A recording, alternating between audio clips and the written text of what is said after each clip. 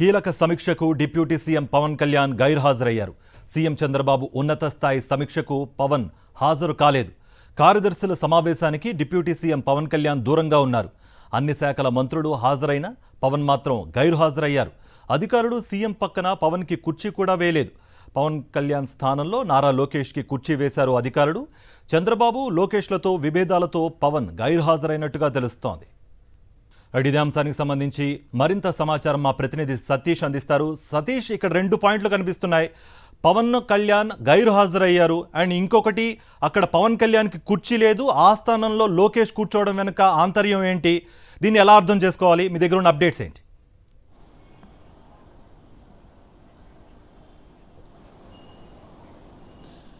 కార్తీక్, గత నెల రోజులుగా జరుగుతున్నటువంటి లోకేష్ వర్సెస్ పవన్ కళ్యాణ్ వార్ అన్నది ఇప్పుడు తారాస్థాయికి చేరిందన్న విషయం ఈరోజు సాక్షాత్ ముఖ్యమంత్రి చంద్రబాబు అధ్యక్షతన జరిగినటువంటి ఆ మినిస్టర్స్ అండ్ సెక్రటరీస్ కాన్ఫరెన్స్ ఏదైతే ఉందో, మంత్రులు ఆయా శాఖలకు సంబంధించిన కార్యదర్శుల సమావేశం ఉందో, ఈ సమావేశంతో స్పష్టమైనటువంటి పరిస్థితి.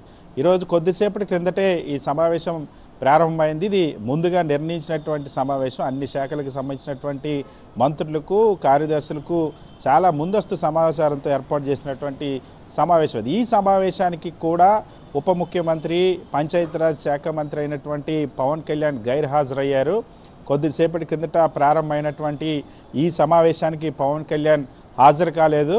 వాస్తవానికి ఈ నెల 6వ తేదీన జరిగినటువంటి క్యాబినెట్ సమావేశంలో కూడా పవన్ కళ్యాణ్ హాజరు కాలేదు. పవన్ కళ్యాణ్ ఆ క్యాబినెట్ సమావేశానికి కూడా డుమ్మా కొట్టారు. ఇప్పుడు మళ్ళీ ఈరోజు క్యాబినెట్ సమావేశంతో కంటే కూడా అత్యున్నతమైనటువంటి సమావేశం, అన్ని శాఖలకు సంబంధించినటువంటి మంత్రులు, కార్యదర్శులతో కూడినటువంటి సమావేశం ఇది. ముఖ్యమంత్రి చంద్రబాబు దీన్ని చాలా కీలకమైన సమావేశంగా తన ఓపెనింగ్ రిమార్క్స్లో కూడా చెప్పినటువంటి పరిస్థితి. అంతటి కీలకమైనటువంటి అత్యున్నత స్థాయి సమీక్షా సమావేశానికి ఇప్పుడు ప్రభుత్వంలో నెంబర్ 2గా ఉండాల్సినటువంటి ఉప ముఖ్యమంత్రి పవన్ కళ్యాణ్ గైర్హాజరయ్యారు. అయితే ఇందులో చాలా స్పష్టంగా ముఖ్యమంత్రి చంద్రబాబు, ఉప ముఖ్యమంత్రి పవన్ కళ్యాణ్ మధ్య, నారా లోకేష్ ఉప ముఖ్యమంత్రి పవన్ కళ్యాణ్ మధ్య ఉన్నటువంటి రాజకీయ విభేదాలే దీనికి కారణం అన్న అంశం అయితే చాలా స్పష్టంగా అర్థమవుతున్నటువంటి పరిస్థితి ఉంది. ఇటీవల కాలంలో గత 15 రోజులుగా డిప్యూటీ సీఎం పవన్ కళ్యాణ్ ఎటువంటి ప్రభుత్వ కార్యక్రమాల్లో కూడా భాగస్వామి కావడం లేదు. ఎటువంటి సమీక్షలు కూడా తన శాఖకు సంబంధించి నిర్వహించలేదు. ఢిల్లీ ఎన్నికల ప్రచారంలో కూడా పవన్ కళ్యాణ్ పాల్గొనలేదు. ఇప్పుడు తన శాఖకు సంబంధించినటువంటి గత 10 నెలల ఆ సమీక్ష, ఇది చాలా కీలకమైన సమీక్ష, దానికి సంబంధించినటువంటి సమావేశం అయినప్పుడు కూడా పవన్ కళ్యాణ్ హాజరుగా. ఇందులో ముఖ్యమంత్రి చంద్రబాబు, నారా లోకేష్ల ఇంటెన్షన్ కూడా చాలా స్పష్టంగా ఇక్కడ కనిపిస్తుంది. వాస్తవానికి ఈ ప్రభుత్వంలో ముఖ్యమంత్రితో పాటు ఒకే ఒక్క ఉప ముఖ్యమంత్రి ఉన్నారు.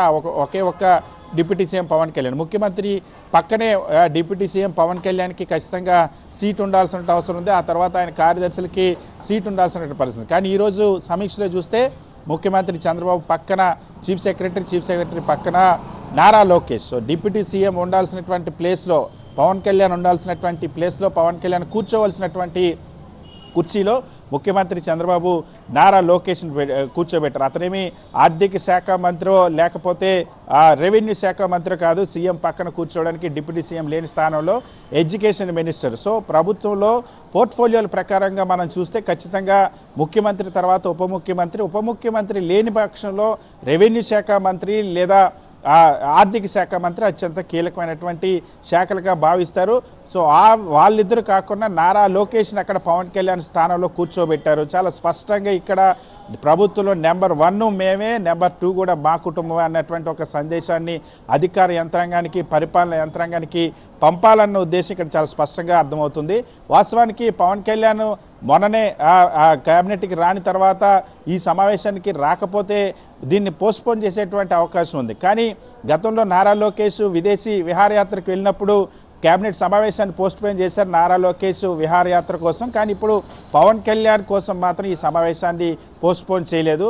సో పవన్ కళ్యాణ్ లేకుండానే అత్యున్నతమైనటువంటి కార్యదర్శులు, మినిస్టర్లకు సంబంధించిన సమీక్ష జరగడం అన్నది. ఎందుకంటే ఇద్దరి మధ్య, నారా లోకేష్ పవన్ కళ్యాణ్ మధ్య డిప్యూటీ సీఎం పదవి కోసం ఇటీవల తీవ్ర స్థాయిలో వార్ నడిచినటువంటి పరిస్థితి. దాదాపుగా నెల రోజుల పాటు ఆ వార్ నడిచింది.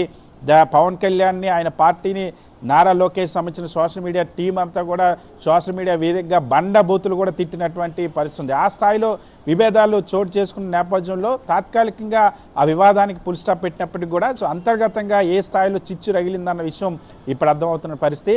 పవన్ కళ్యాణ్ ఈ సమీక్ష మాత్రమే కాదు, గత 15 రోజులుగా ఎటువంటి ప్రభుత్వ కార్యక్రమాల్లో కూడా పాల్గొనలేదు. పోనీ ఏమైనా ఆరోగ్య సమస్య వలన హాజరు కాలేదా అనుకుంటే రేపటి నుండే పవన్ కళ్యాణ్ మొత్తం దక్షిణ భారతదేశం ఉన్నటువంటి రాష్ట్రాలు అన్నింటినీ కేరళ, తమిళనాడు, కర్ణాటక ఈ 3 రాష్ట్రాల్లో ఉన్నటువంటి పుణ్యక్షేత్రాలని సందర్శించడానికి బయలుదేరుతున్నట్టు ఇప్పటికే అధికారికంగా జనసేన పార్టీ వర్గాలు పవన్ కళ్యాణ్ ఆ వ్యక్తిగత సిబ్బంది కూడా ప్రకటించినటువంటి పరిస్థితి. సో రేపటి నుండి తీర్థయాత్రలు 3 రాష్ట్రాలకు సంబంధించిన పుణ్యక్షేత్రాల సందర్శనకు వెళ్ళడానికి సిద్ధపడినటువంటి పవన్ కళ్యాణ్ ఈరోజు ముఖ్యమంత్రి చంద్రబాబు అధ్యక్షతన జరుగుతున్న అత్యున్నత స్థాయి సమీక్షకు హాజరు కాకపోవడం వెనుక అనేక రాజకీయ అనుమానాలకు తావిస్తుంది. సో పవన్ కళ్యాణ్ ఇక్కడ ఎందుకు హాజరు కావడం లేదు, 15 రోజుల నుండి ఎందుకు ముఖ్యమంత్రి చంద్రబాబుతో సమీక్షలకు హాజరు కావడం లేదు, కనీసం చంద్రబాబుతో భేటీ కూడా జరగనటువంటి పరిస్థితి ఉంది. సో ఏ స్థాయిలో విభేదాలు, నారా లోకేష్ డిప్యూటీ సీఎం విభేదాలు కొనసాగుతూ ఉన్నాయన్న అంశం ఇక్కడ